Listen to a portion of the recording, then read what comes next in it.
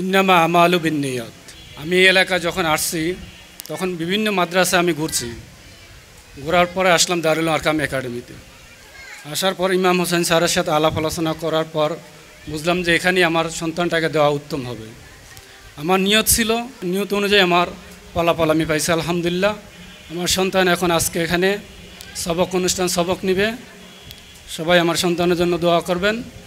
আর দারুল আরকাম একাডেমির শিক্ষক এবং শিক্ষয়িত্রীরা, আমাদের যে শিক্ষকরা আছেন আলহামদুলিল্লাহ, ওনারা ভালো শিক্ষা পাঠদান করেন।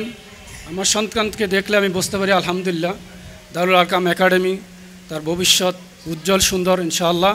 আর স্যারকে একটা জিনিস ধন্যবাদ জানাই, আমার এবং আমার সন্তানকে, আমার সন্তানের পড়ালেখার সবক এখানে হাতে করি আর আমার বক্তব্যের হাতে করি এখানে দিয়েছেন। আমার স্যারকে জন্য ধন্যবাদ জানাই। জীবনে এই প্রথম মাইকের সামনে কথা বলা এবং এতগুলো মানুষের সামনে কথা বলা, আলহামদুলিল্লাহ, শুকর আলহামদুলিল্লাহ।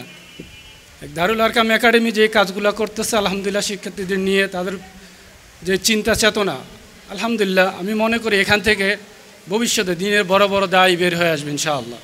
শিক্ষকরা যেভাবে শিক্ষার্থীদের সন্তানের মতো করে পাঠদান করান, আমি বাসায় তো বেশি সময় পাই না, যেটুকু 1 ঘন্টা আধা ঘন্টা সময় পাই আলহামদুলিল্লাহ। আমার সন্তান যখন পড়ে আমার কাছে মনে হয় আমি উপযুক্ত একটা প্রতিষ্ঠান আমার সন্তানকে দিতে পেরেছি।